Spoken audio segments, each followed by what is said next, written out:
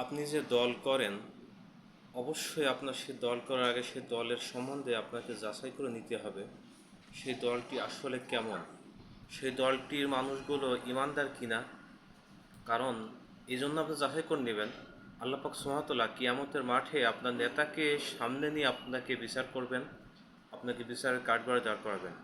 বনি ইসরাইলের ৭১ নম্বর আয়াতে আল্লাহ পাক সুবহানাহু ওয়া তাআলা বলছেন যে আমি সেই দিন বা কিয়ামতের ময়দানে প্রতিটি মানুষকে তার নেতাকে সামনে নিয়ে তাদেরকে আমি বিচারের কাঠগড়ায় দাঁড় করাবো।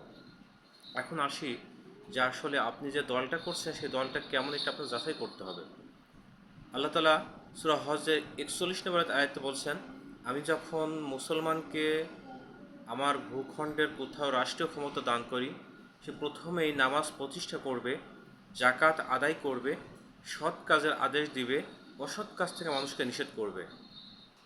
আপনি যে দলটা করেন বা যে দলের রাজনীতি করেন, যে নেতাকে অনুসরণ করে আপনি বাংলাদেশ রাষ্ট্র বা কোনো দেশে ভূখণ্ডে পরিচালিত হোক সেটা চাচ্ছেন, সেই দলের নেতা কি নামাজ প্রতিষ্ঠার জন্য চেষ্টা করছে? সেই দলের নেতা কর্মীদের কি সেই নেতা কি নামাজ প্রতিষ্ঠার জন্য নির্দেশ দিচ্ছেন? জাকাত আদায় করছেন? দলের ভিতরে হোক দলের বাইরে হোক, সমাজ রাষ্ট্রের সব জায়গা থেকে কি সেই নেতা জাকাত আদায়ের চেষ্টা করছেন, নামাজ প্রতিষ্ঠা করছেন, নামাজ প্রতিষ্ঠার জন্য দলের নির্দেশ দিচ্ছেন? কারণ আল্লাহ পাক সুবহানাহু ওয়া তাআলা সূরা কিয়ামার ৪১ নম্বর আয়াতে বলছেন, ৩১ নম্বর আয়াতে বলছেন, ফালা সদ্দাকা ওয়া সাল্লা, সে ঈমান আনি নাই এর জন্য নামাজ পড়ি নাই। আপনি যে দলটা করছেন আসলে সেই দলটা কি আসলে নামাজ প্রতিষ্ঠার জন্য নির্দেশ দিয়েছেন, নামাজ প্রতিষ্ঠা করছেন? যদি নামাজ প্রতিষ্ঠা না করে, নামাজের নির্দেশ না দেয়, জাকাত আদায় না করে, ভালো কাজের নির্দেশ না দেয়, খারাপ কাজ থেকে দলের কর্মীদেরকে বিরত না রাখে, অবশ্যই সেই দলটা হচ্ছে সবচেয়ে জঘন্য একটি দল। যে দলের নেতারা যে দলের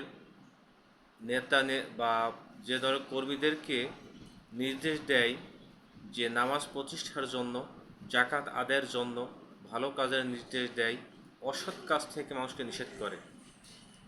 আরেকটি বিষয় মনে রাখতে হবে, আল্লাহ পাক সুবহানাহু ওয়া তাআলা সূরা আরাফের ৩ নম্বর আয়াতে স্পষ্টভাবে জানিয়ে দিয়েছেন, হে আল্লাহ রসুল, তা রসুলকে বলছে, হে আল্লাহ রসুল, আপনি মানুষদের ভিতরে সেটাই ফয়সালা করুন যা তোমার রবের পক্ষ থেকে, আপনার রবের পক্ষ থেকে যেটা আপনার কাছে নাযিল করা হয় সেই বিধান অনুযায়ী আপনি মানুষের মাঝে ফয়সালা করুন। সূরা মায়েদার ৪৯ নম্বর আয়াতে আল্লাহ পাক সুবহানাহু ওয়া তাআলা বলছেন যে আমি আপনার কাছে যে ওহী নাযিল করেছি, যে ওহী পাঠিয়েছি, সেই ওহীর মাধ্যমে আপনি মানুষের মাঝে বিচার ফয়সালা করুন। তাকে বাদ দিয়ে কোনো পীর, কোনো নেতা, কোনো বুজুর্গ, কোনো অলি আউলিয়াকে আপনি অনুসরণ করবেন না, কোনো নফসের আনুগত্য করবেন না। অসংখ্য আয়াত এমন আছে। তাহলে আমরা যারা বাংলাদেশের রাজনীতি করে, যারা দেশ পরিচালনার দায়িত্ব নেয়, যারা এই ১৮ কোটি মানুষের পরিচালনার দায়িত্ব নেয়, তারা কি কোরআনের দিক নির্দেশনা অনুযায়ী, কোরআনের বিধান অনুযায়ী রাষ্ট্র পরিচালনা করে? কোরআনের বিধান অনুযায়ী মানুষকে পরিচালিত করে, রাষ্ট্র পরিচালিত করে, সমাজ পরিচালিত করে? যদি আল্লাহ রসুলকে আল্লাহ তাআলা সেই নির্দেশ দেয়, তাহলে আমরা ১৮ কোটি মানুষ মুসলমান দাবি করি, সেই কোরআনের নির্দেশনা অনুযায়ী যদি আমরা রাষ্ট্র পরিচালিত না করতে পারি, না হয়, তাহলে আমরা কিভাবে মুসলমান দাবি করতে পারি? রসুল সাল্লাল্লাহু আলাইহি সাল্লামের চেয়ে ভালো মানুষ, বিচক্ষণতা মানুষ, ইমানদার মুত্তাকি মানুষ, এক কথায় মুমিন বা নিষ্পাপ মানুষ পৃথিবীতে নাই।